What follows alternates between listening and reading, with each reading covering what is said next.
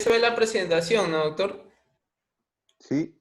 Ya se ve la presentación, está la pantalla compartida. Acuérdate de deshabilitar arriba para que no te Cierto, raye. cierto, doctor. Aunque creo que yo ya lo puse en el... Ay, pero chequea de todas maneras. Ya, bueno.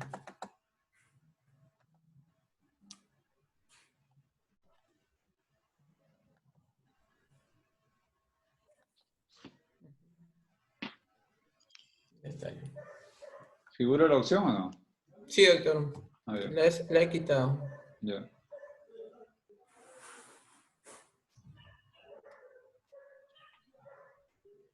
Ya, empezamos, me avisan para ya. ¿Ya? Ante todo, a todos los que se encuentran reunidos en este grupo, muy buenas noches. El día de hoy, continuando con las clases de acá del Instituto Nacional de Oftalmología, al grupo de retina, en esta vez a mi cargo del tema, nos ha tocado exponer otras causas de neovascularización coroideas, para lo cual el doctor, el residente de tercer año, el doctor Ángel Martel, ha preparado una revisión del tema. Entonces le damos paso al doctor Martel para que nos dé la charla. Adelante, Angelito. Listo, doctor, muchas gracias. Bueno, entonces empezamos. Bueno, vamos a hablar sobre neovascularización coroidea. Para empezar, vamos a ver o vamos a recordar la histología de estas estructuras. La retina, como sabemos, tiene esta disposición de los vasos sanguíneos. Y bueno, incluso tiene algunas zonas que están ausentes de capilares. Y la coriocapilaris tiene una disposición en forma de lóbulos. La principal diferencia de estos capilares es que en la coriocapilaris encontramos las fenestraciones, ¿no?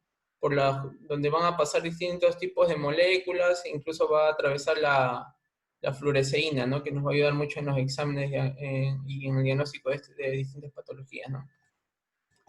Bueno, a ver.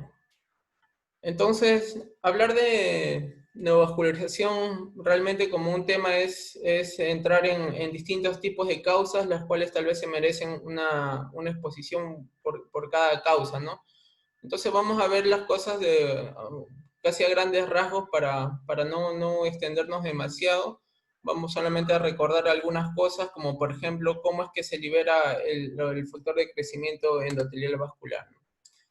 Entonces, lo principal que debemos recordar es esto, ¿no? La presencia de un factor inducible por hipoxia, ¿no? Que es esta proteína rosadita que encontramos por acá, ¿no? Entonces, ¿qué es lo que pasa cuando hay un estado normal de oxigenación? Este factor inducible por hipoxia tiene un camino hacia la degradación, ¿no? Por la presencia del oxígeno, como lo vemos en estas dos figuras, ¿no? Cuando una célula entra en un estado hipóxico, esta proteína se une a su otra parte, con lo cual va a introducirse hacia el núcleo celular y van a desencadenar la transcripción de las proteínas, de distintas proteínas angiogénicas, distintos factores de crecimiento. Como podemos observar acá hay factores incluso de supervivencia angiogénica, enzimas que van a degradar el glucógeno, van a formar más glucosa, todo con la finalidad de sintetizar nuevas estructuras, ¿no? Además, esto no solamente son estas proteínas, ¿no? También se liberan factores de crecimiento como el ya mencionado factor de crecimiento endotelial vascular, factor de crecimiento placentario, factores de crecimiento derivados de plaquetas, las angiopoietinas, la eritropoietina, todos los cuales van a participar en la formación de los nuevos vasos sanguíneos, ¿no? Que de forma normal, desde el nacimiento, desde la formación en el útero, que tenemos factores están presentes, pero ya después pueden tener una formación patológica, ¿no? Con la formación de vasos aberrantes, vasos que son más frágiles, o vasos sanguíneos que son más permeables, ¿no?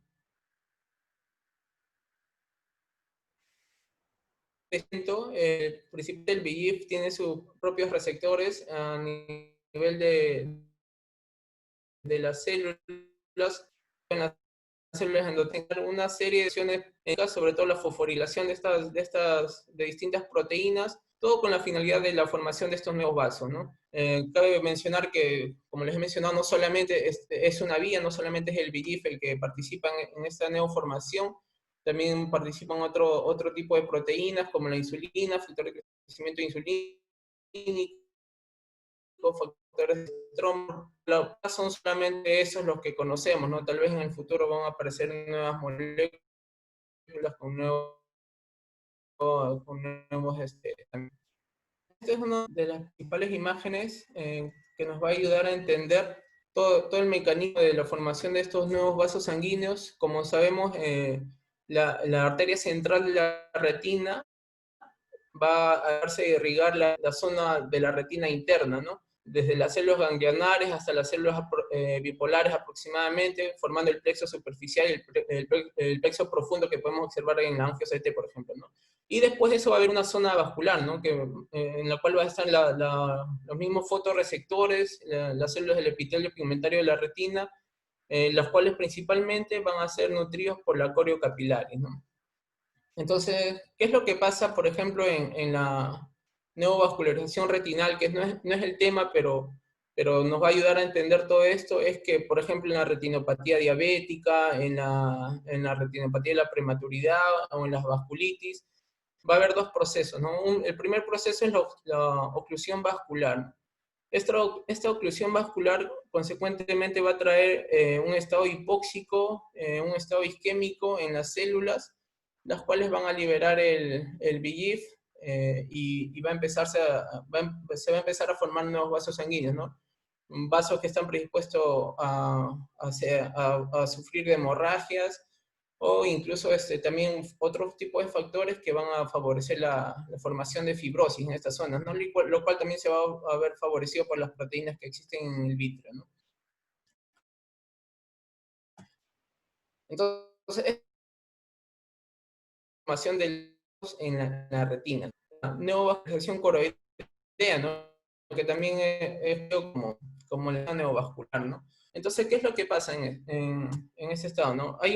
Por ejemplo, si hay un drusen, una degeneración macular, si hay líquido entre estos espacios que van a alterar la zona de la membrana de Bruch, el epitelio pigmentario y la zona de los fotorreceptores, si esas estructuras, por ejemplo, se separan por la acumulación por un drusen, por ejemplo, lo que pasa es que el oxígeno no va a difundir de forma normal hacia esta zona vascular, ¿no? Con la consecuente generación de hipoxia y la liberación del factor de crecimiento endotelial vascular, ¿no? Ahora, ese no es el único mecanismo, ¿no? O al menos hay otros mecanismos que conocemos, que tal vez no son todos. Por ejemplo, en los estados de uveitis, como un BKH, por ejemplo, en la presencia de coroiditis, lo que pasa es que la inflamación, como en cualquier parte del cuerpo, va a traer la formación o la remodelación de este tejido, la liberación de factores de crecimiento, la liberación de factores angiogénicos, y principalmente también la liberación de las metaloproteinasas en la matriz, ¿no? Las cuales se van a encargar de degradar la membrana de Bruch, y con lo cual va a permitir el paso de distintas sustancias y el paso de los nuevos vasos sanguíneos a través de estas estructuras, ¿no? Que llegan a meterse hacia el epitelio pigmentario o hacia los fotorreceptores. Entonces está la hipoxia, están los estados inflamatorios. Otro mecanismo por el cual puede pasar esto es el trauma, ¿no? Por ejemplo, se menciona el trauma mecánico en las fracturas coroideas, el trauma que se puede generar con la elongación del ojo en los pacientes miopes que tienen un mayor crecimiento axial. Se pueden crear alteraciones a nivel de la membrana de Bruch, y como se supone que en esta zona está la barrera hematorretiniana, una vez que el contenido intravascular sale por las fenestraciones de la corio capilaris, va a encontrar estas fracturas y le va a ser fácil difundir hacia estas zonas, con lo cual, como hay factores de crecimiento, factores de supervivencia vascular, va a favorecer la nueva vascularización. Bueno, otro aspecto que debemos de conocer de estas patologías es una proliferación angiomatosa, ¿no? Que se caracteriza por la formación de la anastomosis de los vasos de la corio capilaris hacia los vasos retinales. Entonces, Lo principal de la neovascularización coroidea en los casos de uveitis es, como ya les he mencionado, la ruptura de esta barrera, ¿no? La ruptura de la membrana de Bruch con la acumulación de células inflamatorias, citocinas, factores de crecimiento, metaloproteinasas en la matriz, que van a hacer o van a permitir que los vasos sanguíneos puedan atravesar esta zona o esta barrera que está presente de forma normal. Bueno, las uveitis también pueden causar otro tipo de vascularización a nivel retinal, ¿no? Como por ejemplo la vasculitis, ¿no? Que no es nuestro tema por ahora. Entonces, ¿cómo es que se produce la angiogénesis coroidal? Los vasos sanguíneos van desde la corio capilar hacia el espacio subretiniano por una alteración de la membrana de Bruch, ¿no? Favorecidos por distintos estados, como un estado de inflamación prolongada por una degeneración macular, por la presencia de drusen, causas infecciosas, causas traumáticas, como les mencionaba en el caso de la miopía, iatrogénicas como anteriormente se colocaba el láser y muchas veces se desarrollaban membranas, este tipo de neovascularizaciones coroideas, ¿no? Las membranas de Bruch defectuosas por enfermedades sistémicas como las enteritis angioides o incluso sin una causa aparente, ¿no? Se pueden formar también membranas neovasculares, ¿no? Entonces, esto solamente para mencionarles, para darnos cuenta, es de la degeneración macular, la presencia de un drusen, cómo va alejando estas células de los fotorreceptores de la corio capilaris, es decir, que la zona más distal a la corio capilaris es la que va a sufrir un estado hipóxico, con las células del epitelio pigmentario de la retina van a liberarse el VEGF y va a favorecer la degradación de esta membrana de Bruch con la penetración de estos vasos sanguíneos aberrantes que van a predisponer a sangrado y formación de cicatrices. Entonces, bueno, cabe mencionar que con el tiempo se han ido descubriendo distintos factores, tanto angiogénicos como antiangiogénicos. Aproximadamente en 1940 recién se pensó la existencia de un factor que favorecía la nueva formación de vasos, en este caso aberrantes. En 1984 o 1983 aproximadamente es que recién ya se reconoce al VEGF, ¿no? Y posteriormente ya se vinieron desarrollando los medicamentos, ¿no? Que tal vez actualmente conocemos, ¿no? Entonces hay distintos factores de crecimiento, los cuales están de forma normal en nuestro organismo. A la cabeza el factor de crecimiento endotelial vascular, el factor de crecimiento fibroblástico, las integrinas, las angiopoietinas, que se unen al TAI2, con la ayuda de las metaloproteinasas en la matriz. Todo esto son los factores angiogénicos que en un estado normal están en balance con los factores antiangiogénicos, ¿no? De los cuales a la cabeza está el factor derivado del epitelio pigmentario de la retina, ¿no? Que de alguna u otra manera trata de que con este balance no se formen nuevos vasos sanguíneos que sean aberrantes, que puedan ser perjudiciales en un paciente normal, en una persona normal, ¿no? Y la presencia de otro tipo de factores, ¿no? La angiostatina o la endostatina, ¿no? Y, por ejemplo, la interleuquina 18 también. Entonces, ¿qué es lo que pasa? Bueno, la presencia de la neovascularización coroidea, tal vez si le preguntamos actualmente a cualquier oftalmólogo qué es lo que deberíamos hacer ante la presencia de una neovascularización coroidea, nos va a decir que la primera línea de tratamiento va a ser la colocación de los antiangiogénicos, ¿no? Pero esto no siempre fue así, ¿no? Anteriormente, como no se sabía de qué forma manejarlas, se recurría a tratar de extirparlo quirúrgicamente, con resultados muy malos. Incluso habían clasificaciones de estas neovascularizaciones como, por ejemplo, extrafobiales, juxtafobiales o fobiales, los cuales ayudaban, por ejemplo, a la colocación del láser, ¿no? Si la membrana estaba, o si los neovasos estaban extrafobiales, se podía colocar el láser. Lo malo que con el tiempo se observaba que la neovascularización crecía y peor aún crecía hacia la zona foveal. Entonces se trataba de colocar otra vez, de colocar el láser, de fotocoagrar la zona, pero con el tiempo igual, ¿no? Iba creciendo la fobia y ensombrecía el pronóstico de estos pacientes, ¿no?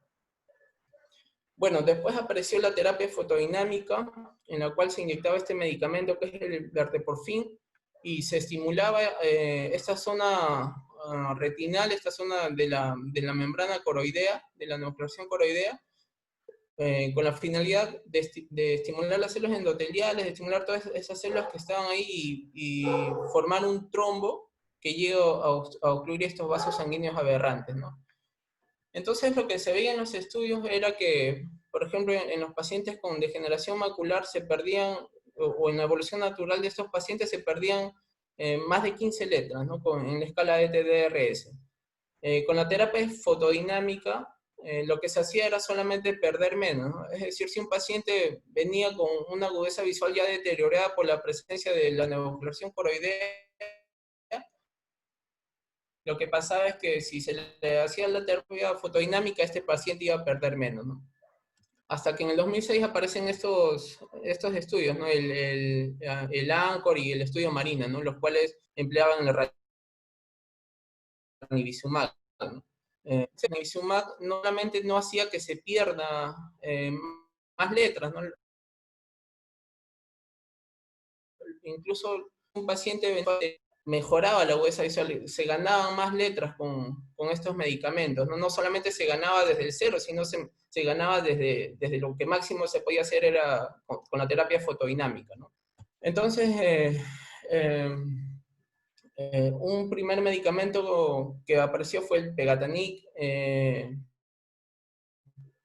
que inhibía el VEGF tipo A, especialmente, o sobre todo el VEGF 165, que era uno de los principales, ¿no? Pero como les he mencionado, no solamente es este factor el que participa en la neovascularización, y este medicamento solamente inhibía este subtipo, no se lograba tener un buen resultado, ¿no? El bevacizumab inhibía a la familia ya del VEGF-A.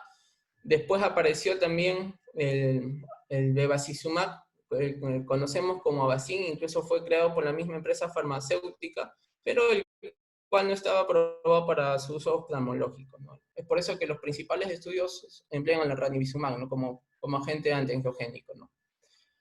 Entonces, viendo esto, vamos a ver algunos estudios que se realizaron.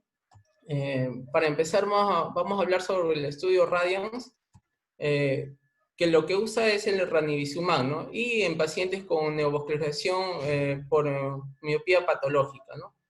Bueno, la miopía patológica tiene una prevalencia mundial de 0.9 al 3.1%, de acuerdo a la región que se estudia también. De estos pacientes, del 5 al 11% pueden desarrollar neovascularizaciones coroideas miópicas, los cuales obviamente van a ensombrecer el pronóstico visual de estos pacientes, ¿no? Entonces, el estudio Radiance fue solo de 12 meses, se dividió un poco más de 250 pacientes en 3 grupos que recibían ranibizumab el primer día, después al mes de haber recibido la primera dosis, y posteriormente de acuerdo a la necesidad del paciente, ¿no? Según el médico que lo evaluaba. Un grupo 2 que recibió ranibizumab al día 1 y después solamente a necesidad, y un grupo 3 que se trató con terapia fotodinámica, ¿no? Y después recibía ranibizumab de acuerdo a la evolución que tenía, ¿no? Y según el médico que le evaluaba. Entonces, este estudio que observamos acá, que se realizó en 5 países, coge un periodo después del estudio Radiance, ¿no? Que es desde su estado basal hasta los 48 meses, ¿no? Entonces, de estos solamente se obtuvieron 41 pacientes, de los cuales se trató de estudiar la agudeza visual, los resultados visuales y también la recurrencia o la formación de nuevas neovascularizaciones coroideas. Bueno, estos son los datos demográficos de estos pacientes. Lo principal es que estos pacientes se dividieron en 2 grupos, de los cuales el grupo A eran los pacientes que requirieron otra dosis de anti-VEGF, y en un grupo B que no requirieron otra dosis de anti-VEGF, ¿no? Como podemos observar aquí de entrada, observamos que solamente 7 requirieron otra dosis de anti-VEGF, ¿no? Y 34 de estos pacientes, es decir, que a los 48 meses del estudio Radiance no requirieron otra dosis de anti-VEGF, ¿no? Lo cual era un buen porcentaje y un buen resultado, ¿no? Entonces, como podemos observar acá, en estas curvas, hasta los 12 meses era el estudio Radiance.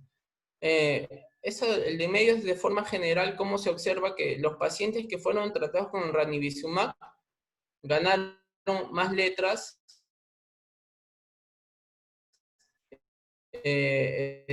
los pacientes que no requirieron otra dosis incluso tuvieron unos mejores resultados que los pacientes que requirieron. Y vemos acá, a partir de los 6 se observaban los pacientes aquí cada 6 meses, como lo observamos,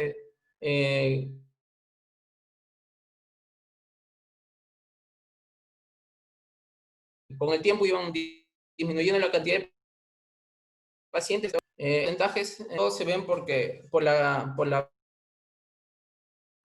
menor pérdida de letras, como observamos acá, la mayoría pasan un buen porcentaje de ganancia de letras, que aproximadamente está en el 70% que llega acá, y los pacientes que perdían menos letras, que perdían más de 15 letras, aproximadamente estaban en un 10%, ¿no? En casi todo el recorrido del estudio. Entonces, de los pacientes del grupo A, que fueron los que requirieron otra dosis de antiangiogénicos, que fueron 7, se les pudo colocar el mismo ranibizumab o otro tipo de antiangiogénico que también estaban en estudios como el aflibercept o el bevacizumab. Y algunas conclusiones que se llegaron fue que el estudio Radiance demostró la eficacia y seguridad del ranibizumab, ¿no?, en el tratamiento de estas neovascularizaciones coroidales durante los 12 meses, y en este estudio que se hizo aparte, post-Radiance también, ¿no?, los buenos resultados que se obtuvieron hacia los 48 meses, ¿no? No se requirió otro tipo de terapia como la terapia fotodinámica o la fotocoagulación con láser, y se informaron efectos adversos leves, ¿no?, como catarata o glaucoma, que incluso se pensó en el estudio que no eran atribuidos al uso del anti-VEGF, ¿no? Y solamente un pequeño porcentaje, que fue el 12.5%, perdieron 10 letras o más después de los 48 meses. Entonces, con este estudio, que aproximadamente fue del 2010 al 2012, se evidenció que el empleo del bevacizumab con el empleo del bevacizumab se obtenían muy buenos resultados, ¿no?, en los casos de neovascularización coroidea por miopía patológica, ¿no? Ahora, casi en ese mismo periodo, en el 2010 al 2013, se realizó este estudio MIRROW también, ¿no?, el cual lo que trata es de ver la efectividad del aflibercept, pero bueno, lo raro de este estudio es que compara a pacientes que se les colocó el aflibercept con un grupo de control a los cuales no se les colocó nada, ¿no?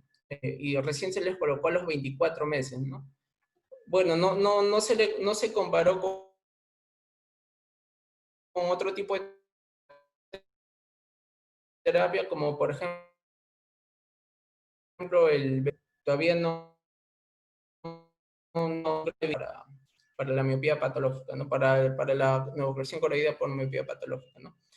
Entonces, este estudio incluyó pacientes mayores de 18 años con un defecto miópico de más de 6 dioptrías o una longitudinación mayor de 26.5, ¿no?, con la presencia de membranas neovasculares activas evidenciadas por las fugas en exámenes de angiofluorescein, ¿no?, y con una agudeza visual entre 73 y 35 letras.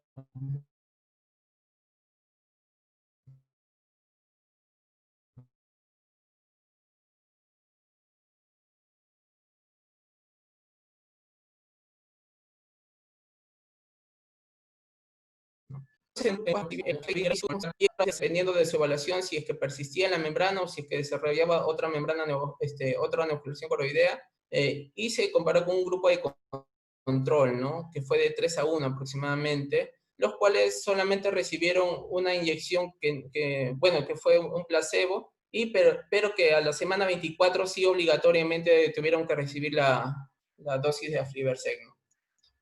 Entonces, bueno, estos son las características demográficas, a los pacientes se les colocó aflibercept desde un inicio, y al grupo de control, a 31 pacientes no se les colocó desde el inicio, ¿no? Recién se les colocó a partir de las 24 semanas, ¿no? Entonces, obviamente que los resultados que se obtuvieron fueron muy buenos para los pacientes que recibieron la dosis de aflibercept, ¿no? Como lo podemos observar acá, la ganancia de letras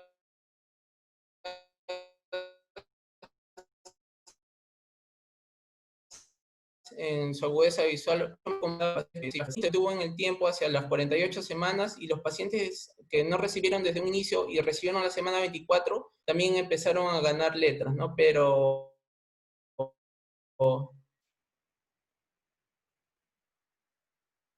no ganaron tanto desde un informe. Se cuantificó por porcentajes también, por la proporción de pacientes que ganaban más de 15 letras, en el caso de los pacientes que recibían el aflibercept desde un inicio fue un 38%, y que también, ¿no?, se mantuvo en el tiempo hasta la semana 48, contabilizando a todos los pacientes que recibieron o no recibieron el aflibercept del inicio, se llegó hasta un 50% en la ganancia de más de 15 letras, ¿no?, evidenciando los buenos resultados, ¿no? Además de eso, también se encontró que disminuía el grosor retinal, ¿no?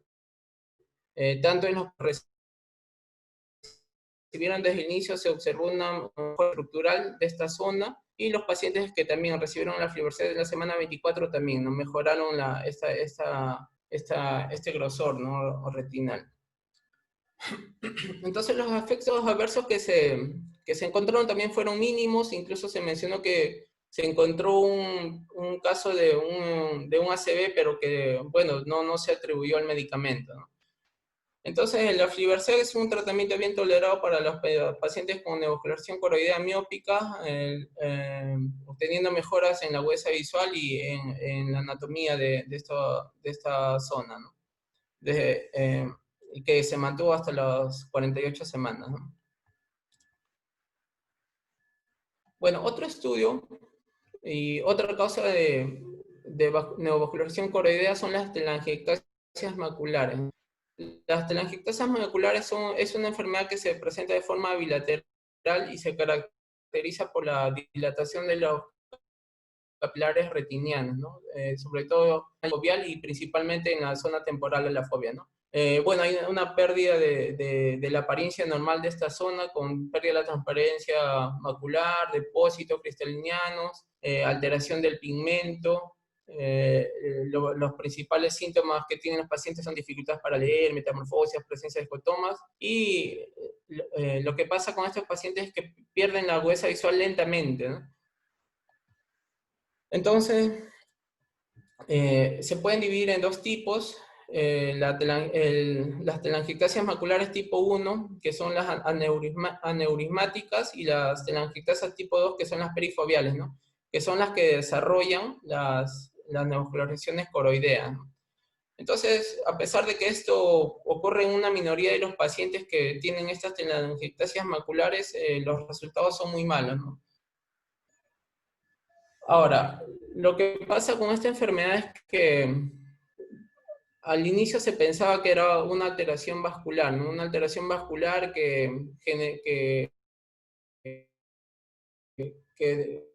por su estado hipo, con la consecuente liberación del VEGF, ¿no?, y la formación de nuevos vasos patológicos. Pero en los últimos estudios que se han realizado se ha observado que la principal alteración de esta enfermedad es la muerte de las células de Müller, ¿no? Como las células de Müller regular la angiogénesis, como la antiangiogénesis, intervienen en el metabolismo de neurotransmisores, favorecen la neuroprotección y también favorecen la supervivencia de los fotorreceptores, ¿no? Entonces ya se ha estudiado en animales y se ha visto que al dañar ese tipo al dañar las células de Müller pueden observarse manifestaciones muy similares a las telangiectasias maculares, ¿no? Entonces esta enfermedad se divide en dos fases: una fase no proliferativa, la cual se caracteriza por la pérdida de los fotorreceptores, y una fase proliferativa, ¿no?, la cual ya se caracteriza por la formación de estos neovasos, ¿no?, producto de de la pérdida de este balance que se supone que es producido por las células de Müller. Entonces, en este estudio se hizo una revisión sistemática de distintos tipos de estudios porque realmente es una enfermedad que hasta el momento no tiene un buen tratamiento, ¿no? Se han utilizado el anti-VEGF en la fase no proliferativa bueno, con resultados que no favorecen la evolución de esta enfermedad. Se han empleado corticoides, el empleo de la cirugía, no, realmente no se han obtenido buenos resultados, se han empleado inhibidores de la anhidrasa carbónica, algunos han encontrado mejoras estructurales, más no funcionales, el empleo de carotenoides, con resultados mixtos, en algunos casos ha favorecido, en algunos casos no ha favorecido, ¿no? Pero lo que sí se ha encontrado es que este factor neurotrófico ciliar, si se emplea, puede mejorar la supervivencia de estos fotorreceptores y se ha encontrado una mejoría en la agudeza visual, en el electroretinograma, en la microperimetría y en la OCT, ¿no? Entonces, en la fase no proliferativa se puede emplear este medicamento está en estudio que hasta el momento ha presentado buenos resultados, ¿no? Pero como son enfermedades raras también no de gran tamaño tampoco. Entonces lo que nos interesa a nosotros en este momento es la fase proliferativa, ¿no? Que se caracteriza por la formación de nuevos vasos sanguíneos aberrantes en la zona macular, ¿no? También, ¿no? Desde un inicio se han intentado distintos tipos de terapias como extirpar estas membranas neovasculares, tratarlas de fotocoagular, pero se obtenían resultados peores,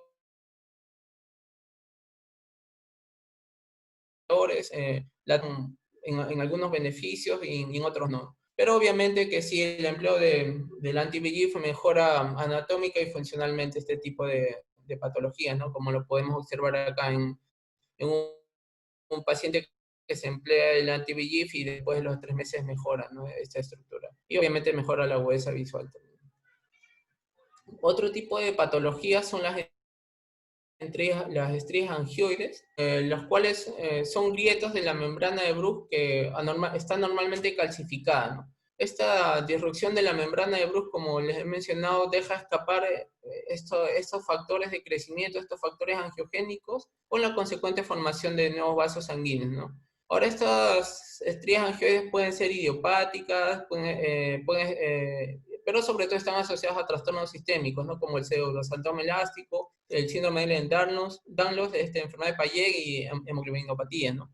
Como podemos observar en un caso, en un reporte de caso de una paciente que fue tratada por mucho tiempo, por 13 meses con 12 dosis de ranibizumab, ¿no? Y la cual no presentaba mejoría en la agudeza visual ni en la OCT, ¿no? Pero se empleó el Aflibercept. El Aflibercept es un medicamento que, aparte de inhibir la familia del factor de crecimiento endotelial vascular, también inhibe al factor de crecimiento placentario, ¿no? Que pertenece a la misma familia, pero este medicamento es más potente que el ranibizumab y el bevacizumab. Y con lo cual podemos observar, y como se ha reportado en otros tipos de enfermedades, o incluso se han dicho en exposiciones anteriores, que en muchos casos en los cuales no se obtiene una mejoría con el bevacizumab, el empleo de Aflibercept puede ayudar mucho, ¿no? Puede mejorar tanto anatómica como funcionalmente al paciente. Bueno, este es otro estudio que compara el Aflibercept y el ranibizumab, ¿no? Para lo que es la neovasculopatía paquicoroidea, ¿no? Bueno, lo que pasa en este tipo de enfermedades es que hay un engrosamiento, hay una dilatación de los vasos, vasos grandes de la coroides, de la capa de Hagler, y se piensa que pueden estar producidos por algún estímulo inflamatorio, y lo que puede causar es una compresión del acorio capilaris con la disminución de aporte de oxígeno hacia las células del epitelio pigmentario y de los fotorreceptores, que al encontrarse en un estado hipóxico pueden secretar el factor de crecimiento endotelial vascular con la consecuente formación de nuevos vasos sanguíneos aberrantes, ¿no? Entonces, estos pacientes eh, en este estudio fueron incluidos los pacientes que tenían una neovascularización coroidea, pero que no presentaban pólipos para diferenciarla de la enfermedad polipoidea. Todos los pacientes recibieron inicialmente 3 inyecciones intravítreas de anti-VEGF, sea ranibizumab o aflibercept, y se administró un nuevo tratamiento siempre y cuando el médico tratante lo viera adecuado, ¿no? Si había una recurrencia, una persistencia de la neovascularización. Entonces, estas son las características de los pacientes. Se trató de ser lo más similar posible. 31 pacientes recibieron ranibizumab y 23 pacientes recibieron aflibercept, ¿no? desde el inicio. Entonces, los resultados que se obtuvieron fue que hubo una mayor resolución del fluido, ¿no? Una completa resolución del fluido en un mayor porcentaje de pacientes que recibían aflibercept en comparación de los que recibían ranibizumab, ¿no? Bueno, según el análisis que se realizó, esto fue lo único que realmente tenía una significancia estadística, ¿no? A pesar de que se observaba de todas maneras que había una mejoría, un cierto grado de mejoría de agudeza visual en la escala de Logmar en los pacientes que recibían aflibercept, perdón. Había incluso una mejoría también en el grosor macular central y en el grosor coroidal subfoveal también, ¿no? Pero que como lo podemos observar ahí no tenía significancia estadística, ¿no? Entonces la aflibercept aparentemente mejoraba un poco más la agudeza visual y el grosor macular central, pero con poca significancia estadística, ¿no? Ahora, en un paciente como que observamos acá, este paciente ya había recibido dosis de ranibizumab, más no presentaba mejoría, ¿no? Entonces, si se hizo un cambio con aflibercept y una vez que el paciente recibió el aflibercept también mejoró la mejoría que no se, mostró una mejoría que no se tenía con el ranibizumab. Bueno, para terminar este artículo de crioretinopatía central serosa, lo que trata es de ver hallazgos en la OCT angiografía que nos puedan predecir el desarrollo de la neovascularización coroidea, ¿no?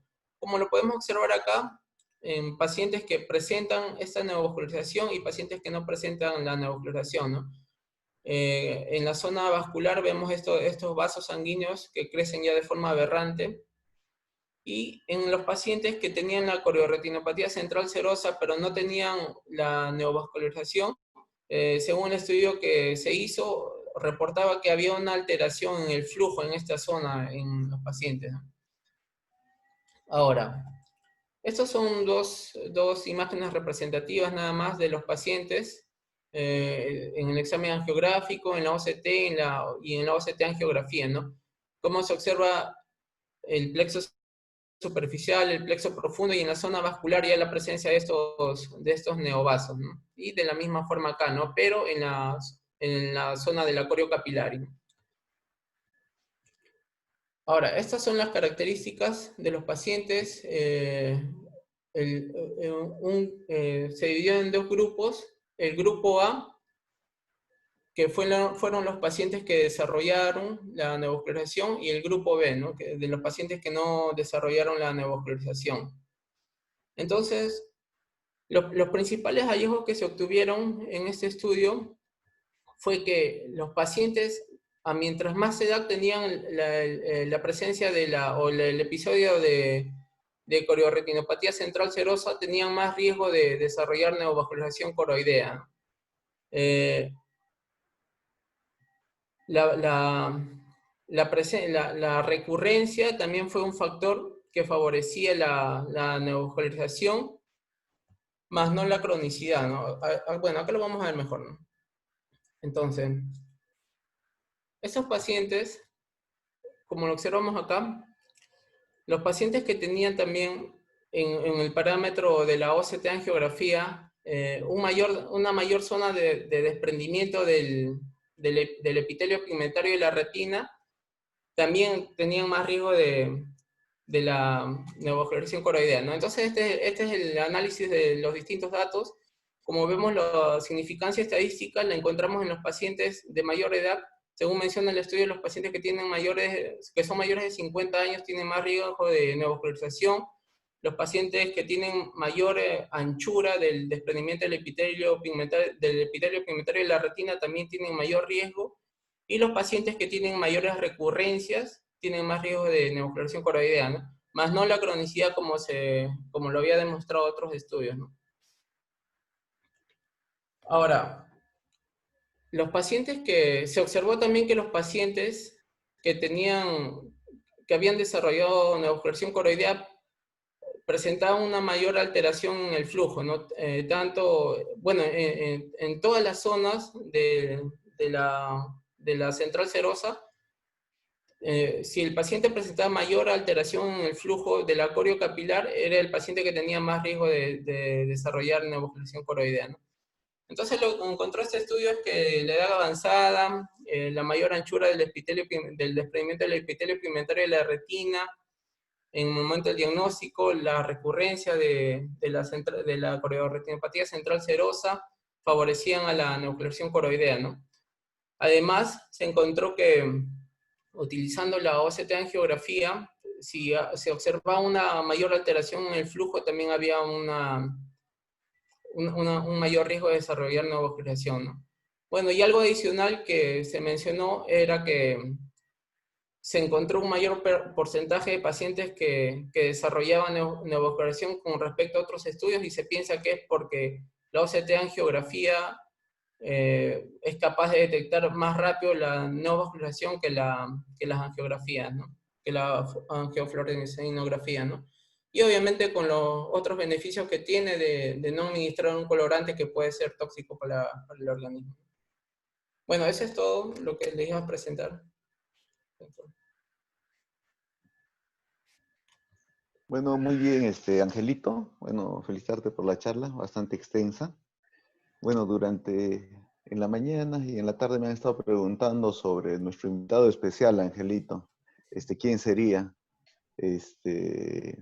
Bueno, les voy a dar unas pistas. Algunos me dijeron, invitaste a tu hermano, dijeron. Invitaste a Edson, que es una persona muy colaboradora también en el servicio. Pero bueno, para darles unas pistas, nuestro invitado especial es una persona que hace poco acabó su residentado en el Lino. Si no me equivoco, fue jefe de residentes de su generación. Y hace 2 años se enrumbó para México para adquirir nuevos conocimientos, y actualmente ya está cursando el último año de su alta especialidad. Bueno, él, una persona siempre tan gentil, tan colaboradora, que ni bien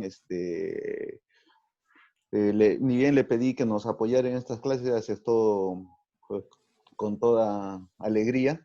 Bueno, quiero presentar y invitar al doctor Álvaro Rivera Contreras, que nos va a dar algunos casos clínicos, y bueno, va a ser, y como saben, estas charlas son para los residentes, va a hacer participar tanto a los R2 y a los R3, él ya vino preparado con la lista de los residentes, así que por favor, cuando pregunten a los residentes, prendan su cámara y traten de contestar las preguntas. Por favor, Alvarito, adelante. Gracias por estar participando.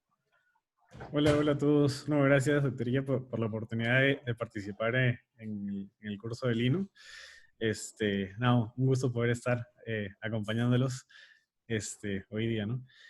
Y déjenme compartir. Bueno, voy a presentar algunos casos representativos para poder discutir y que todos puedan participar.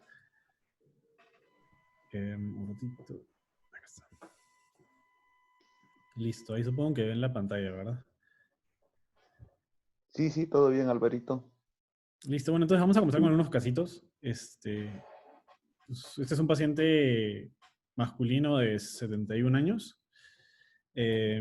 Como único antecedente refiere que había recibido anteriormente por una supuesta degeneración macular hace 2 años 3 inyecciones de Lucentis. Acá en México no se usa, ya no están usando bevacizumab porque está totalmente prohibido. Entonces los 2 antiangiogénicos que se usan día a día es el ranibizumab y el aflibercept.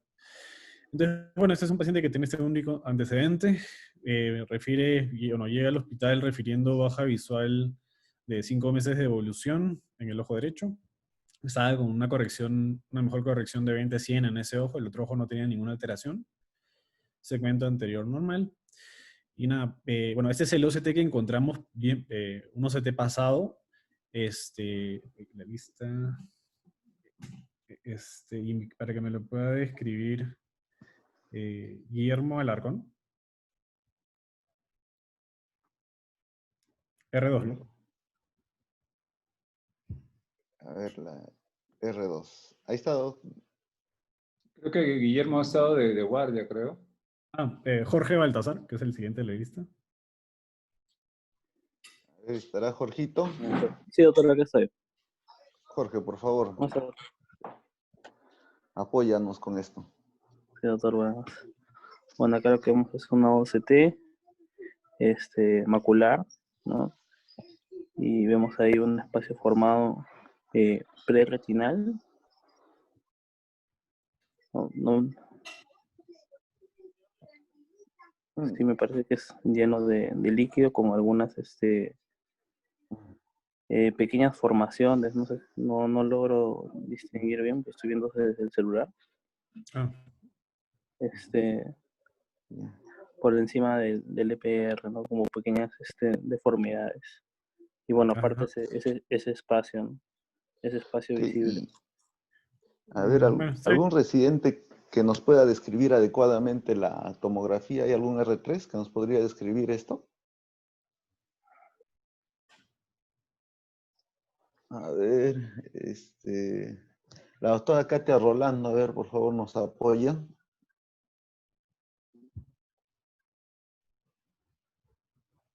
Katia, ¿estás por ahí?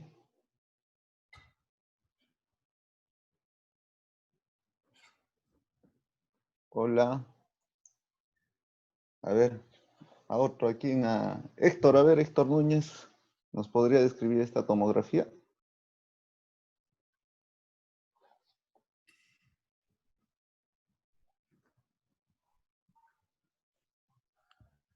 Hola, buenas noches. Hola, hola. Hola, ¿Se Héctor. escucha? Sí, Sí. ¿Qué tal? Buenas noches con todos. Bueno, es un OCT en el cual se muestra un corte a nivel macular, ¿no? Evidenciándose en ello un depósito, un espacio a nivel sufoviolar por encima de la membrana del epitelio pigmentario y la retina. En el otro corte vemos que también hay incluso eh, la membrana coloidea, la retina aplicada, no impresiona, drusas también, pero no hay desprendimiento de retina. Ujú. Una pregunta, Héctor, ¿qué te parece el OCT? Evidentemente acá tenemos un poco de líquido, ¿no? Debajo de la retina, debajo del área foveal, y una irregularidad en el EPR. ¿Y el otro ojo te llama algo la atención?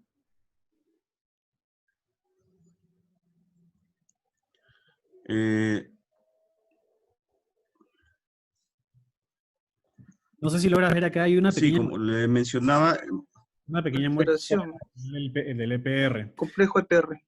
Ahorita vamos a sí, llegar para entrar en un poco más detalle con ese tema. Bueno, ese es el raster de todo el OCT de ese ojito, del ojo derecho, del ojo izquierdo. Se ve como una pequeña irregularidad que puede que la dejemos pasar, ¿verdad? Algunas veces. Bueno, este paciente fue tratado con 3 Lucentis en esa época. Pensaron que era una degeneración macular, etc. Y después ya el año pasado llega retina, lo ve uno de mis compañeros, y nada, pues tenía esta autofluorescencia, podemos ver que hay un poco de irregularidad en el epitelio, el EPR del ojo derecho. Se ve también al nivel de lo que podría ser esa muesca, también unos cambios aquí pigmentarios, una zona de hiper y hipofluorescencia puntuales. Ahorita vamos a llegar al tema para que ustedes me lo puedan describir un poco mejor. Pero este paciente básicamente en ese entonces, bueno, lo vieron y lo trataron, pensaron, lo diagnosticaron como una serosa central. Entonces, Eduardo de Entusiasmo, ¿me puedes decir qué te parece? ¿Pensarías en otra cosa o estarías de acuerdo con el diagnóstico? Doctor Rivero, buenas noches. ¿Cómo está? Hola. Bueno, en la imagen superior derecha es un OCT de mácula del ojo derecho, en el cual nos llama la atención primero una alteración a nivel de complejo EPR, ¿no? Vemos ahí la irregularidad que incluso está delineada con una línea roja para orientarnos. De ahí también el líquido subfoviolar, que en esta oportunidad ha aumentado de volumen. Y en el ojo izquierdo también nos llama la atención esa irregularidad a nivel de complejo EPR, ¿no? Esa muesquita. Y muy parecida a la otra, ¿no? Y Exacto. exactamente la pregunta, ¿pensarías en alguna otra cosa o si podrías considerar una serosa central en este caso? No, doctor. Mi hipótesis estaría alejado de serosa central por la alteración que hay a nivel del EPR. Pensaría más que sería un crecimiento de una membrana neovascular coroidea, ¿no? La edad también creo, Alvarito dijo que es 71 años, ¿no? Si no me equivoco. Años, así es. O, sí, por la edad también Y no vamos a ir. Alejado. La verdad que hemos visto algunos serosas centrales de esa edad, pero definitivamente no es el grupo etario, ¿no? Entonces, bueno, este paciente, en ese entonces lo manejaron le dieron dorsolamía como terapia estándar que normalmente hacían para las serosas, pero luego ya llega en mayo y justo estaba llevando un protocolo de serosa central, entonces me lo pasaron y realmente sin analizar mucho, dije, pues es un paciente de serosa y le están tratando con dorsolamía, no ha respondido muy bien y le di láser micropulsado. Pero realmente no hubo mayor cambio. Y los pacientes que he tenido que les he dado láser micropulsado, realmente la mayoría sí se ve una mejora bastante importante, una mejora absoluta desde las 4 hasta las 6 semanas que se le coloca el láser. Y realmente, bueno, cuando no hay nada de respuesta, se tiene que prender el foquito y hay que buscar ¿no? cualquier otra cosa. Y efectivamente, como estaban comentando, aquí vimos que hay un despegamiento plano del epitelio pigmentario. Este es un signo muy típico de una posible membrana neovascular tipo 1, que está debajo del EPR. Entonces, a este paciente le hicimos una angio-CT, donde evidentemente acá vamos a ver la segmentación que está conformada por estas dos líneas rosadas, y se puede ver realmente claramente el complejo neovascular que tenía debajo del epitelio pigmentario, ¿no? Sería una membrana tipo 1.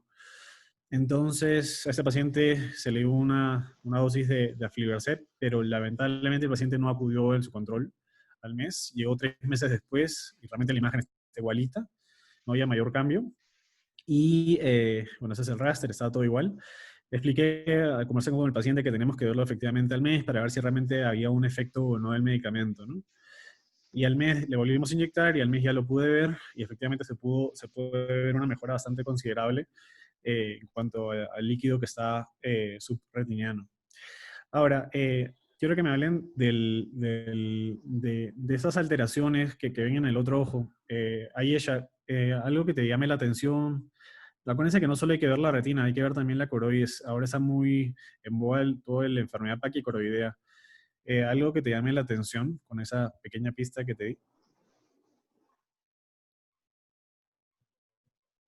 Buenas noches, ¿se me escucha bien? Sí. Doctor, buenas noches. Sí, en la OCT macular del ojo izquierdo, bueno, además de lo que ya mencionaron, que hay una pequeña irregularidad a nivel del EPR, bueno, también observo como que hay una interfaz a nivel de en la interfaz vitreoretiniana también hay como una pequeña tracción, ¿no? Una membrana hiperreflectiva que, bueno, aparentara que hubiese una pequeña atracción que no deforma la retina, pero sí es algo que no veo en la otra OCT. Y bueno, a ver, en la retina interna me parece que las capas están bastante regulares, uniformes. La nuclear externa me pareciera un poquito diferente Pero en cuanto a... quiero que te enfoques en la coroides. Hay unas características que hay que tomar siempre ya. en cuenta. No sé si pueden ver acá, hay como unos vasos, normalmente no, sabemos que la coriocapilaris está en la capa más en contacto con la capa de Bruch. Y entonces, si vemos que hay unos vasos que como que no corresponden en esa zona, que justo coincide con las zonas donde hay una pequeña irregularidad del EPR. Y lo mismo podemos ver en el otro ojito. se ven unas dilataciones bastante importantes justo en la zona de la membrana. Entonces, efectivamente ese paciente lo consideramos como una membrana neovascular paquicoroidea, y una neovascularización paquicoroidea, y en el otro ojito tenía una epiteliopatía pigmentaria paquicoroidea, ¿no? Que de todas maneras, en el OCT angio, felizmente no tenía ninguna membrana oculta, ¿no? Quiescente, pero es un paciente que hay que vigilarlo, ¿no? Entonces, bueno, finalmente ese paciente lo inyectamos, mejoró bastante, quedaba un poquito de líquido. Se puede reconocer que quedaba un poquito de líquido todavía residual, decidimos ponerle una segunda dosis, pero lamentablemente el paciente ya no acudió. Este es un segundo paciente, es un segundo casito. Alvarito, disculpe, el doctor Dueñas está levantando la mano. Doctor Dueñas, ¿quería participar? Sí. Doctor Dueñas.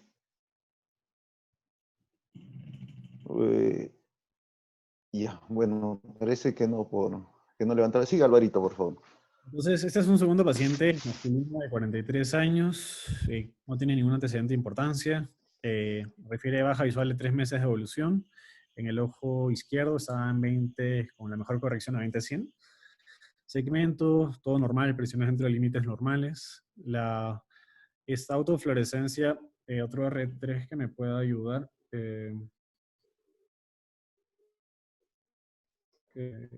Roque. Buenas noches, doctor. Hola, hola. Bueno, vemos aquí dos fotos clínicas, ¿no? Del fondo de ojo derecho e izquierdo. Vemos que hay cierta alteración en la pigmentación a nivel macular, ¿no? De ambos. Y en el ojo izquierdo hay como una sobreelevación por la zona macular. Pareciera que es como un edema macular.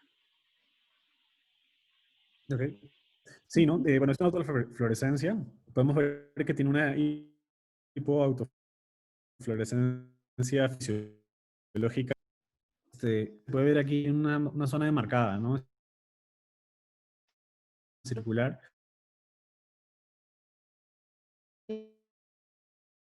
Posiblemente un paciente que tenga solamente todos que le llamen es la una normal.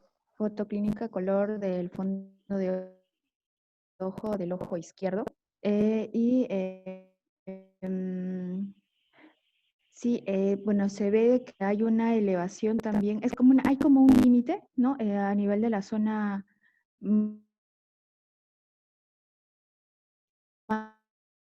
macular, se ve que hay también en esa zona, y alteración del EPR. ¿Ya pensarías en algún diagnóstico? Un paciente relativamente joven con esta imagen sin ningún estudio adicional, solo con la autofluorescencia. Podría pensar en una serosa central, un paciente joven y también por las características.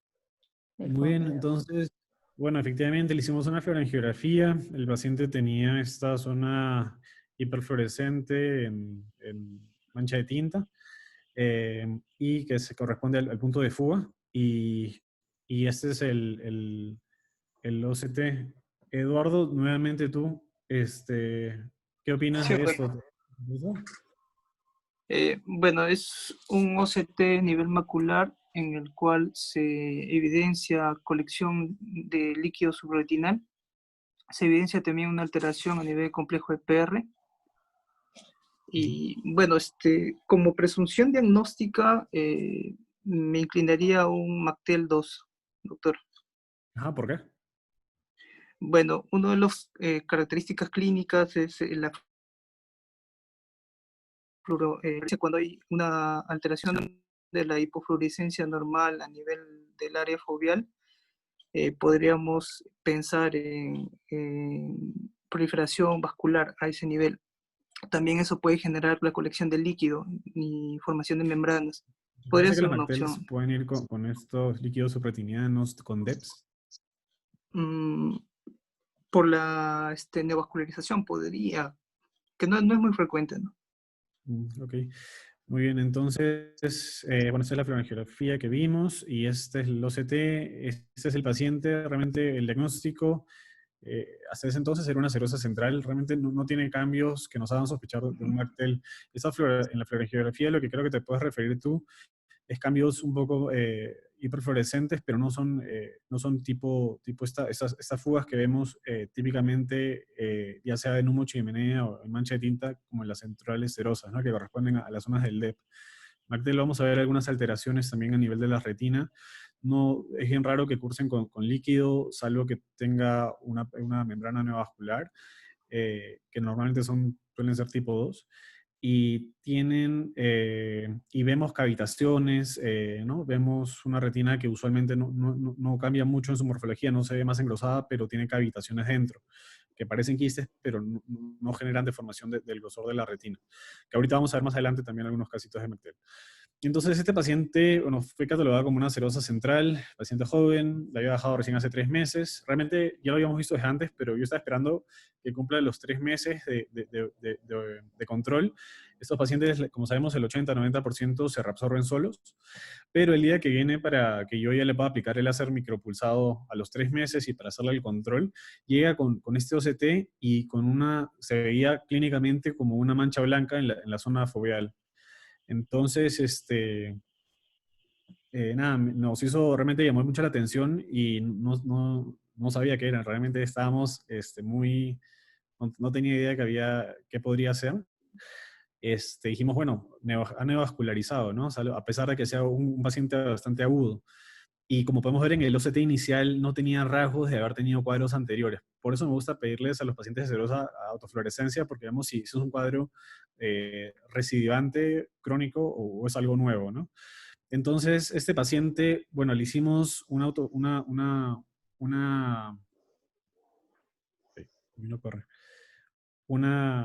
OCT angio para tratar de buscar ahí la membrana. Ay, no, ahí está. Y bueno, la verdad que no se notaba mucho. Podemos ver que hay alguna irregularidad justo en esa zona que corresponde con esto, pero nos quedaba la duda. Realmente dijimos, bueno, no es una serosa, no, o sea, es una posible serosa que ha hecho algún cambio.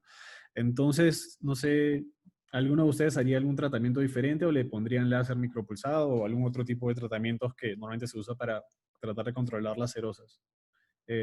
Vanessa.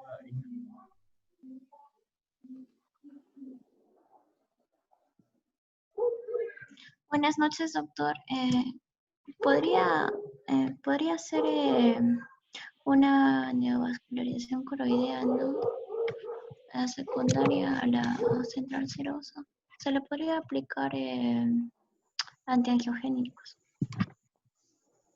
Muy bien. Bueno, sí, realmente nosotros nos quedó muy sorpresivo la imagen del OCT angio y dijimos, bueno, más vale pecar por exceso, ¿no? Entonces, efectivamente le pusimos una dosis de aflibercept.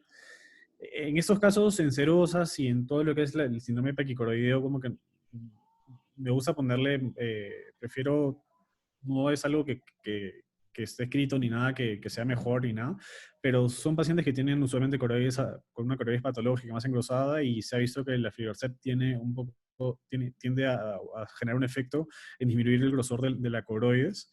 Y por otro lado, también en la polipoidea, también se ha visto que tiene un beneficio, ¿no? Que corresponde también a todo el síndrome paquicoroideo. Entonces, bueno, se le explica al paciente, elige finalmente colocarse una aflibercept y vemos la mejoría bastante importante que tiene al mes de seguimiento, que solo con una dosis, no sé si fue porque lo tratamos muy pronto, pero fue muy bien y lo estuve viendo hasta septiembre del año pasado y felizmente no tuvo ninguna recurrencia. Entonces, ¿Y en qué diagnóstico quedaron? ¿En qué diagnóstico están? Quedamos en una membrana, ¿Neovascular? Una Secundaria. Sí, básicamente porque realmente lo habíamos estado siguiendo los 3 primeros meses y había estado tranquilo, ¿no? Y llegó el último mes con esa alteración y le bajó importantemente la visión. Sí, está como que para discutirlo porque no encontré mucha información que generen este tejido hiperrefléctico.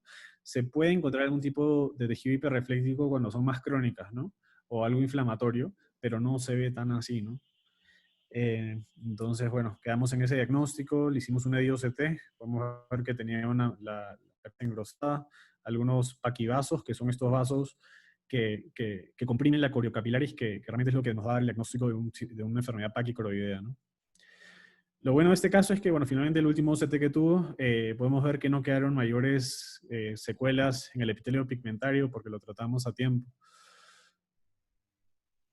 Y bueno, no sé si hay algún comentario con respecto a ese caso. Doctor Dueñas, ahí de nuevo levantando la mano, doctor.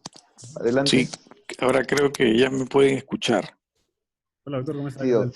¿Qué tal? Buenas noches. Un saludo, Álvaro. ¿Estás en México o estás ya en el Perú? Sí, en México todavía, me falta todavía medio año para regresar. Ah, ya, muy bien. Bueno, un saludo desde aquí de Perú. Quería que me pases el primer caso, porque solo quería hacer una tingencia que me parece que es importante, sobre todo para los residentes. No sé si me puedes pasar el OCT. Acá está, este de acá. Ajá, sí. Bueno, cuando mostraste este OCT, bueno, lo has descrito correctamente, pero una forma, por ejemplo, que nos puede ayudar a sospechar que es una membrana neovascular coroidea es en la parte de la coroides. No sé si, bueno, no tengo forma yo de poder explicar con un puntero, pero si ustedes se dan cuenta, ahí donde estás justamente con el puntero, hay como una barra que va hacia los costados de la lesión, hacia abajo. Esa barra, así es, hacia abajo, y el lado derecho también. Entonces, eso significa que esa membrana está proyectando como una sombra en la coroides.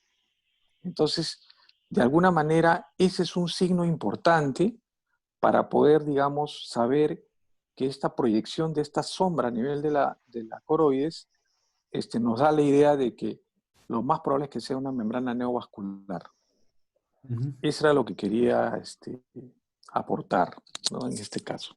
Muchas gracias, doctor. Muy bien. Entonces, quiero pasar a este tercer casito que me parece muy interesante porque fue un poco peculiar. Es una paciente femenina de 71 años, de 75 años, perdón, hipertensa, antecedente de POC, y refiere que 5 meses antes le había bajado la visión del ojo izquierdo y tenía una mancha central. Tenía una baja visual, tenía una mejor corrección de 20/100 en ese ojo izquierdo que estaba alterado. Y esta es la foto clínica de fondo de ojo. A ver, un R2 que lo describa, por favor, Alvarito. Ahí tú tienes la lista. Kelly Rojas. Kelly. A ver, Doctor, doctor Rojas. Sí. Hola, ¿qué tal? Bueno, es una foto clínica a color del ojo izquierdo, donde se puede evidenciar lesiones blanquecinas, parecen como algodonosas entre la zona de la papila y la mácula.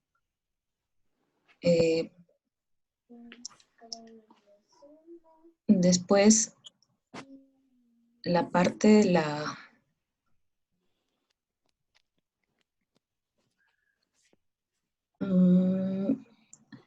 parte de la mácula está con una coloración pigmentada un poco más oscura, un tinte medio rojizo.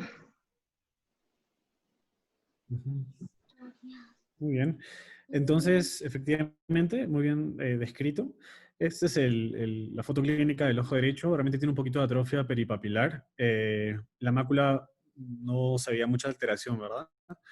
Esta es una foto donde se puede ver un poquito mejor. Acá está este círculo, este óvalo que saca, en verdad yo lo he hecho. Este óvalo realmente marca la zona donde tenía el líquido. Tenía un líquido que iba literalmente tal cual. Teníamos esta mancha que podría parecer como si fuera sangre, pero es una mancha rojiza en esta zona, ahí con exudados duros alrededor, ¿no?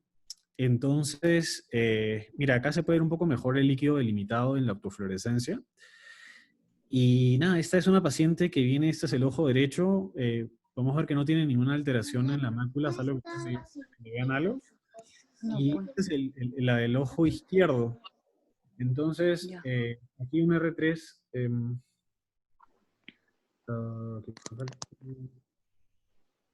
Elizabeth, no sé quién falta. Jennifer Hay Chávez. Chávez. Ajá. Chávez. A ver. Jenny, ¿estás por ahí? Sí, doctor, buenas noches. Hola, buenas noches. Hola.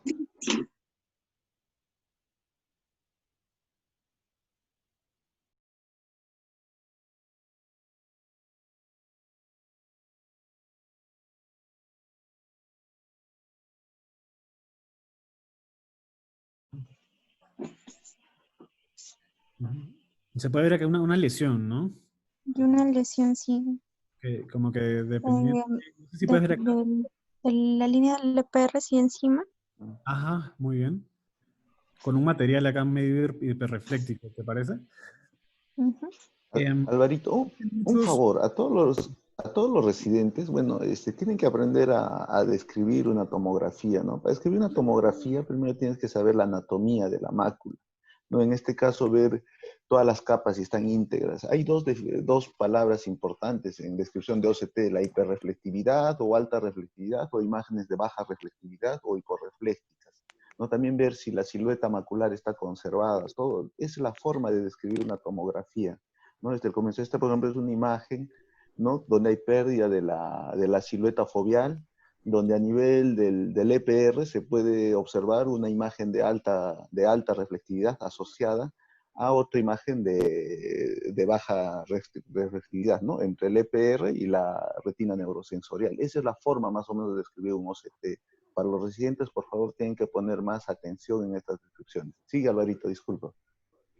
Muy bien, bueno, básicamente podemos ver esa lesión con un despegamiento del EPR, con un poco de material hiperrefléctico sobre ese, con líquido subretiniano. Y este es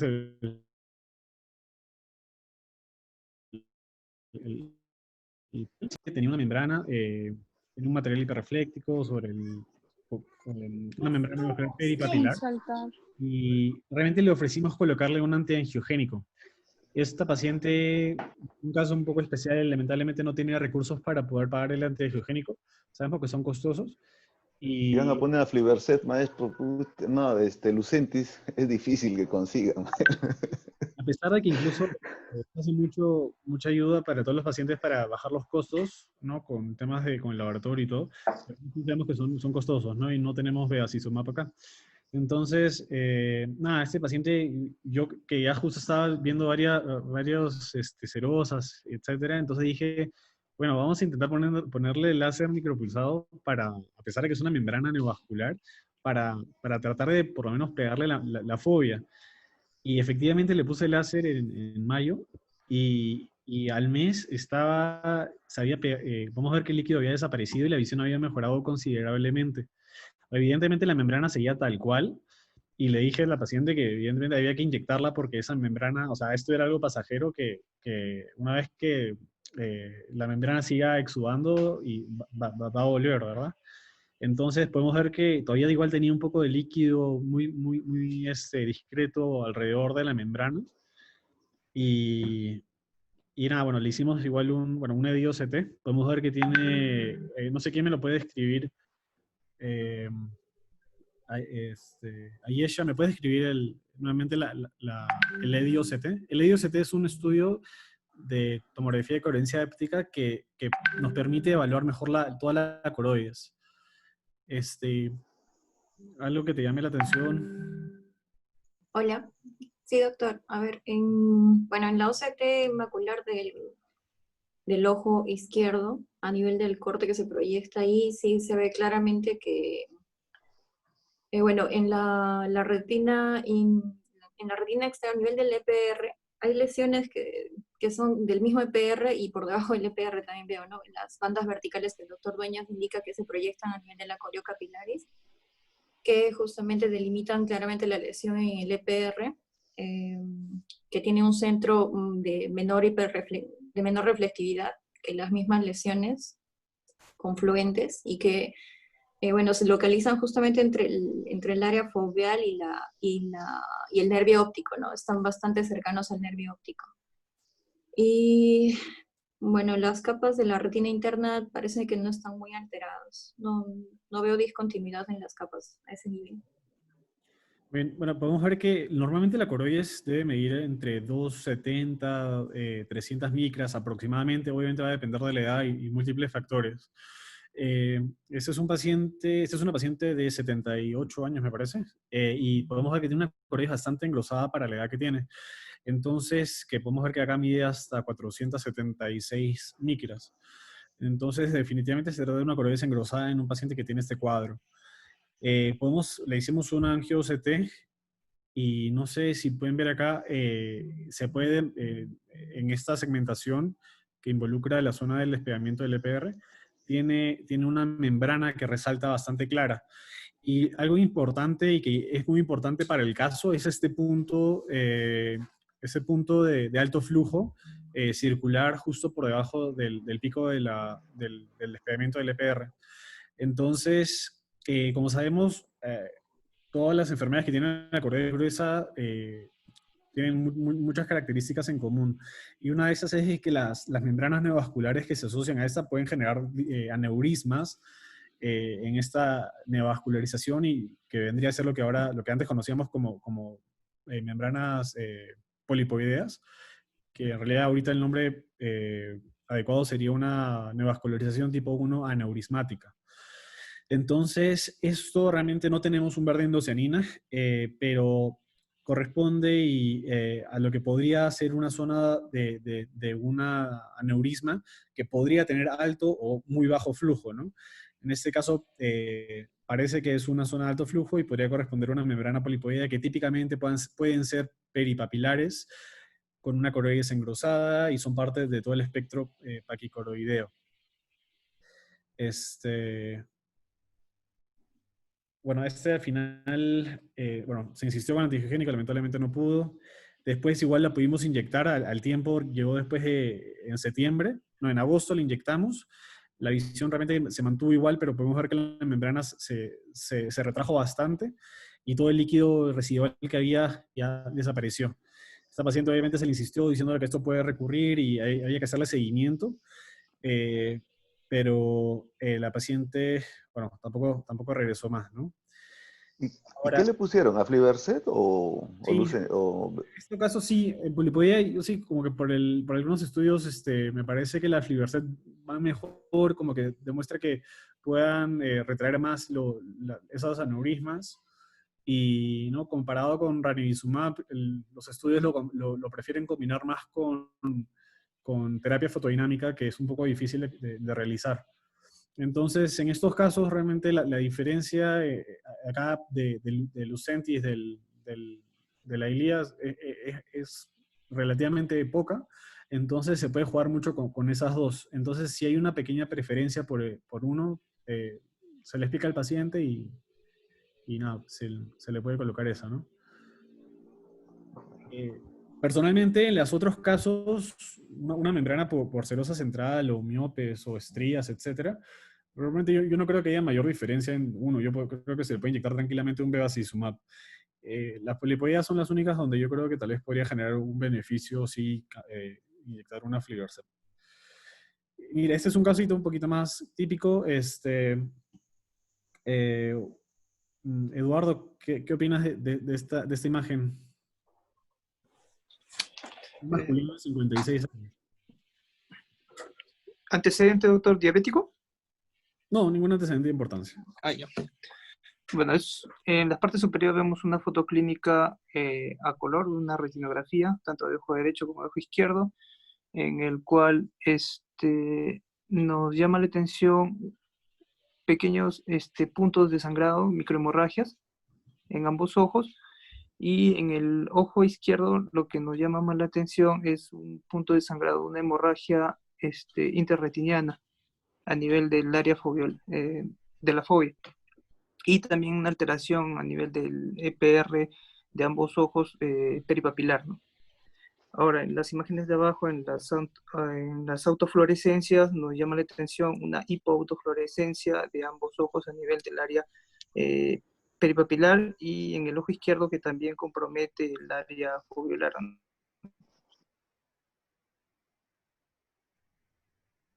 Hipoautofluorescencia. Esas imágenes sí, que peripapilares ahí que llaman bastante la atención. Estrias angioides, podría ser. Muy bien. Sí, efectivamente, ¿no? Las estrellas angioides son estas líneas radiales supuestamente que salen del nervio óptico, típicamente medias grisáceas, ¿no? Y que se van a asociar a múltiples enfermedades. Y sabemos que eso es una de las causas también bastante frecuentes de que neovascularizan. Hay una alteración directamente en la capa media de la membrana de Bruch. Y estos pacientes, evidentemente, con cualquier golpe o trauma, etcétera, puedan generar fracturas y presentar membranas secundarias a esta, ¿no? Ese es el OCT de este mismo paciente. El ojo derecho se veía bastante bien todo el corte foveal, pero el ojo izquierdo, evidentemente, se puede ver ya una zona hiperrefléctica dependiendo de las capas más externas. Y no se ve líquido. Este paciente realmente venía con ya mucho tiempo de evolución, a pesar de tener en ese momento un cuadro hemorrágico. Realmente no, ya decía que tenía baja visual de hace bastante tiempo. Este paciente, realmente yo le expliqué al paciente que podríamos inyectarlo, pero el beneficio probablemente iba a ser nulo, ya que no vemos tanta actividad, no vemos líquido intra o suprarretiniano. Y él ya tenía como que ese ojo con una visión un poco más baja. Entonces, en estos casos es importante hablar mucho con el paciente y explicarle cuál va a ser el pronóstico en el caso de que se decida inyectarlo, ¿no? Podríamos disminuir el escotoma central, que puede ser muy significativo para pacientes con baja visual, pero en este caso el paciente prefirió mantenerse tranquilo, tenía el ojo derecho con buena visión y decidió mantenerse en vigilancia. Pero es muy importante hacer a todos esos pacientes que presentan estrias angioides, hacer un estudio, o sea, no solamente revisar el ojo, sino hacer un estudio completo, revisar los brazos, los codos, el cuello, para ver si encontramos datos de alguna otra enfermedad sistémica, como el pseudosantoma elástico, que es entre las causas secundarias la más frecuente, y entre otras, ¿no? Entre enfermedades sanguíneas, hematológicas, de colágeno, etc. Estos pacientes igual hay que comentarles de que evidentemente tiene estrías en el ojo rojo, entonces debe tratar de usar gafas protectoras, evitar movimientos bruscos, golpes, porque pueden generar complicaciones igual secundarias. Enseñarle también la cartilla de Amsler. Cuando vea la menor distorsión venir. Yo tengo varios pacientes con estrías angioides y sí son los pacientes que ya a una paciente le habré puesto ya mínimo unos 20 angiogénicos, ya, pero gracias a eso ya estamos conservando como 4 o 5 años la visión, ¿no? Y en los dos ojos hace membrana. Generalmente ella ya es de Cajamarca, cada vez que ve algo distorsionado inmediatamente viene a Lima para su antiangiogénico. Hay que educar, hay que hablar bastante con los pacientes y decirles que esta enfermedad no tiene cura, pero sí una posibilidad de controlarla con los antiangiogénicos. Oscar. Dígame, Doc. Sí. Sí, bueno, los que hemos tenido la opción de tener estos casos de estrías angioides, generalmente son bilaterales, pero una característica de estas membranas es que tienden a recidivar. Y hay que estar muy atentos porque muchas veces si ven bien por un ojo, a veces no se percatan que en el otro ojo están perdiendo visión y a veces llegan ya con cicatrices ya formadas, ¿no? Pero una de las características de esto es de que sí tienden a recidivar y hay que volver a tratar, ¿no? Yo tengo 2 o 3 casos de este tipo de pacientes y los he seguido en el tiempo, ¿no? Y he visto que sí tienden a recidivar estos pacientes, las membranas. Sí, el seguimiento es importante. ¿Qué más tenemos, Alvarito? Gracias, doctor Dueñas, por su participación. Y por el tiempo, un último casito que también está bien bonito de uno de los más frecuentes. Esta es una femenina de 58 años, diabética. Viene porque le había bajado la visión en el ojo derecho. Creo que ya tenía un poco de tiempo con la visión baja y tenemos estos fondos de ojo. ¿Algún R3G me los describa? A ver, la doctora Guillermo, a ver, que ayer hicimos guardia. A ver, y hicimos la primera faquito con ella. Doctora Guillermo, ¿está por ahí? Sí, sí, doctor. A ver, Beatriz, ilústranos. Ya. Bueno, la imagen es una foto clínica color, donde se observa del ojo derecho y del ojo izquierdo. En el ojo derecho vemos que hay una pérdida en la región macular, hay una pérdida del brillo. También veo que hay microhemorragias perimaculares y bueno, y hay atrofia en la mácula, no distingo más. ¿El ojo izquierdo te llama algo la atención? Póngale bastante brillo a sus computadoras porque... Me impresiona una proliferación neovascular, ¿no? A nivel jovial, unos vasos. Unos vasos Ujú. sanguíneos anómalos, ¿no? Por acá. Sí. Y no sé si lo logran ver, acá también parece que hay un vaso, ¿no? Bastante como que desubicado. Y no sé si ven, acá hay una zona un poco más pálida, en la zona temporal de la fobia. Ya con esos diagnósticos, tú mismo, Eduardo, ¿te llama la atención? ¿Qué pensarías?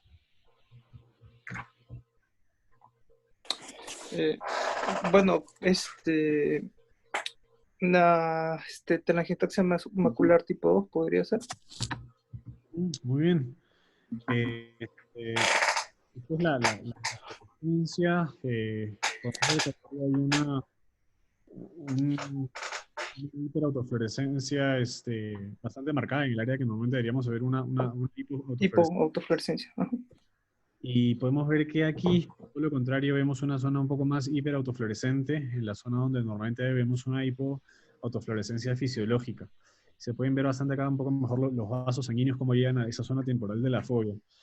Este es el OCT. No sé qué opinan de este OCT. A ver, un R2 que nos diga. A ver, la doctora Yasmín está por ahí.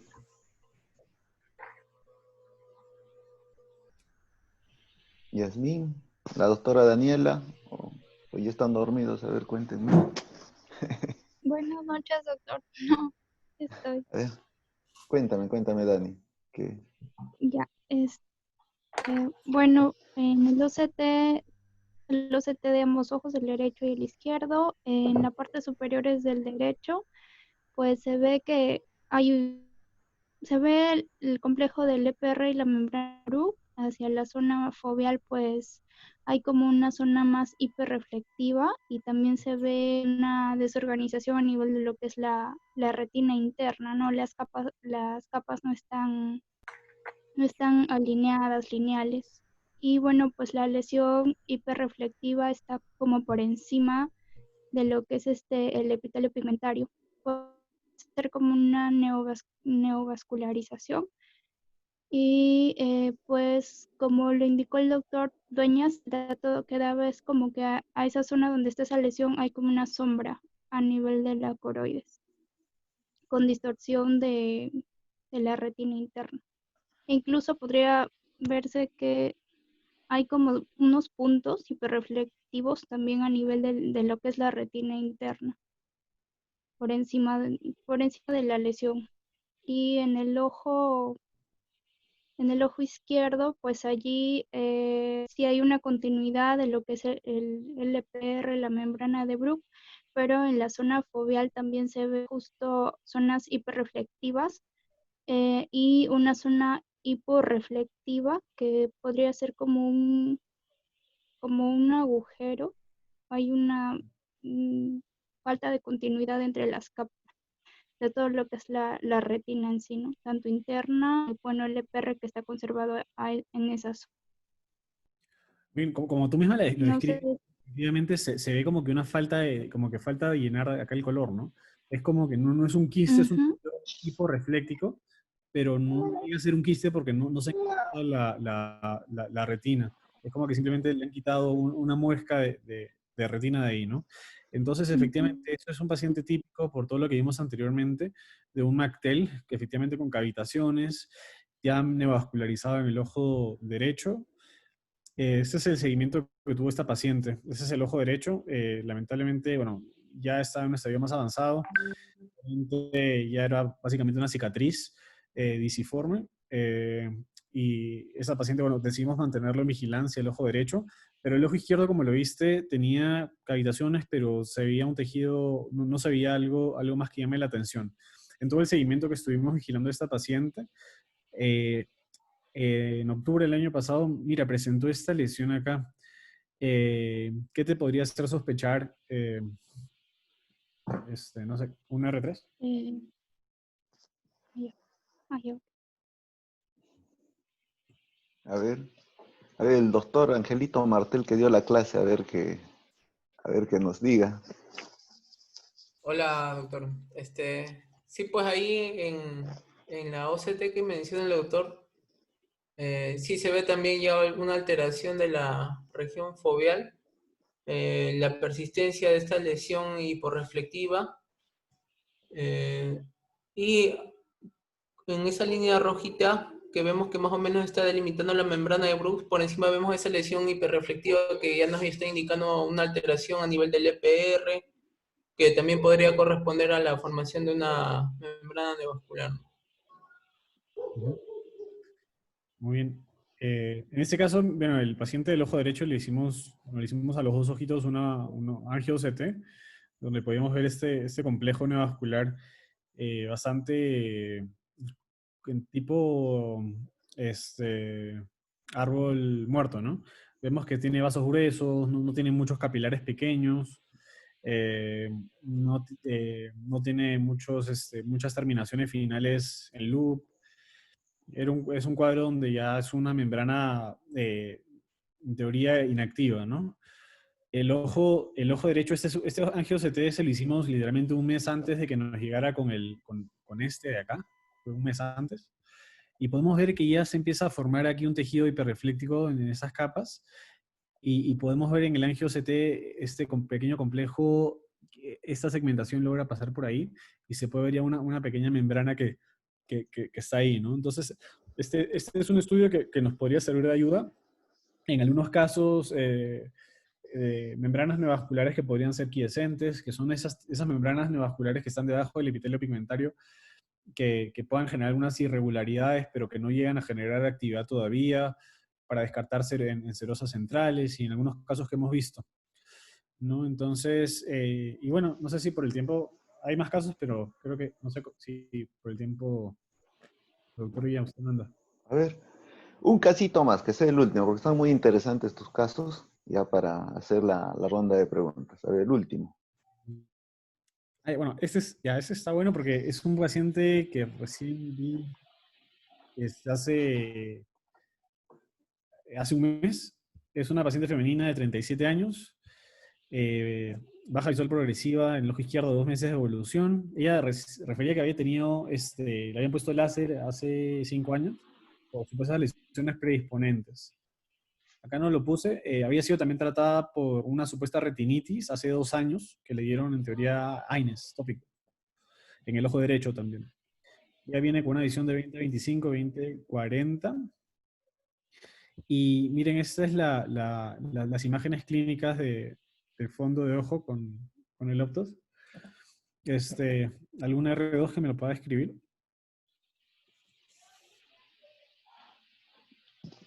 A ver, algún R2 que esté por ahí. La doctora, a ver, Peñafiel también, que ayer estuvimos de guardia, está ahí, Rosario.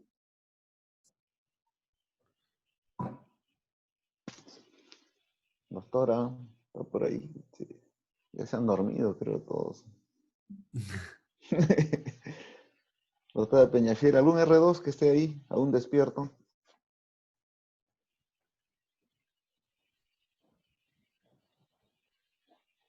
Yasmín está por ahí, no, no está. A ver, ¿algún R3 entonces? Jennifer.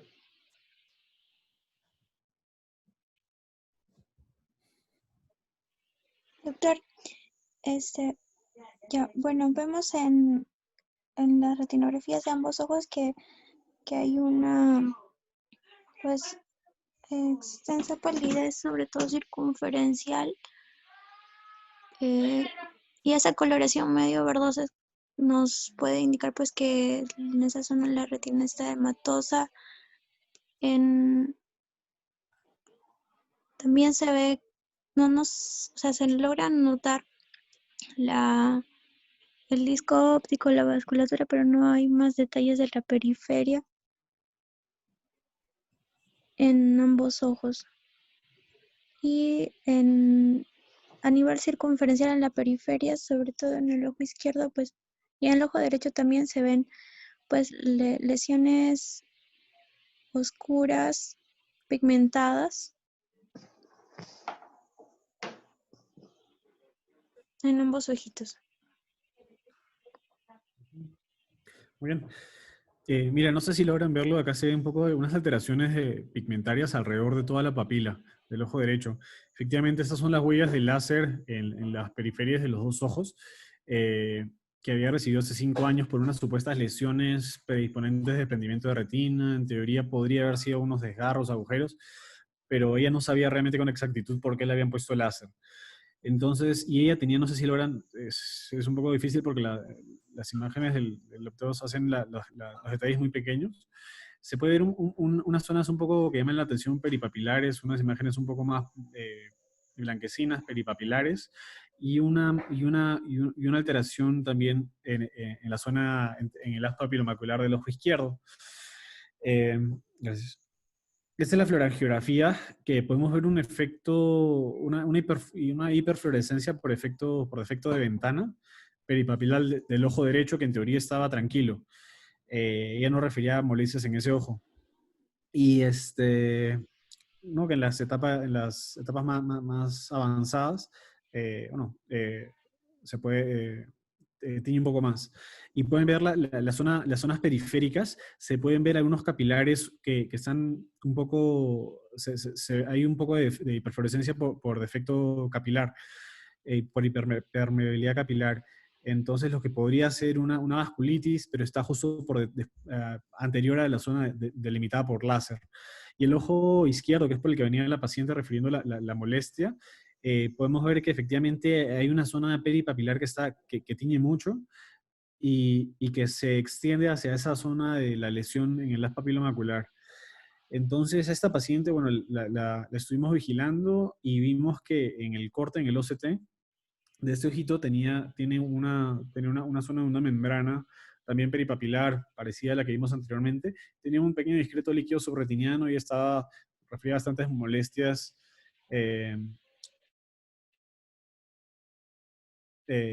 visuales del ojo izquierdo. Bueno, de darle un ranibizumab, y justo llegó ayer, la vi ayer y realmente no se nota el mayor cambio, pero sí efectivamente disminuye un poco el líquido y las irregularidades que se ven en las líneas externas de la retina subfoveales. Y la paciente refería que había tenido un ojito. Realmente podemos ver que hay unas secuelas del ojo derecho. Yo creo que una vertiginosa, justo habíamos visto un caso hace un par de semanas, y no sé si está por acá. Realmente tenía un proceso vasculítico, le pedimos pruebas de cosas reumatológicas, y bueno, la paciente ayer todavía no se la había hecho. Hablé con ella para verla en un mes, a ver si ya trae resultados para poder llegar a un diagnóstico, ¿no? Pero es muy importante saber que todos los procesos, hay muchos cuadros uveíticos o retinitis que también se van a acompañar con membranas neovasculares. Toxoplasmosis, que tal vez es una de las más frecuentes, serpiginosas, coroiditis, etc. Entonces, siempre hay que sospechar de una membrana también cuando vemos un cuadro activo, ¿no? Y bueno, estos son los casitos, algunos de los casitos que tenía para presentarles hoy día. Y no sé Y qué. la doctora Valderrama decía que tenías que sospechar el TB. Sí, En claro. estos. Le hemos pedido PPD y Quantiferón. Y nada, ya se lo habíamos pedido el mes pasado, pero no se los hizo porque en el centro donde ella venía no se lo hacían. Pero ya felizmente, ojalá que se lo hagan en el mismo hospital. Alvarito, a ver, hay preguntas, alguna palabras que quieran decirle a Alvarito que gentilmente nos está acompañando esta noche, que nos está brindando su tiempo.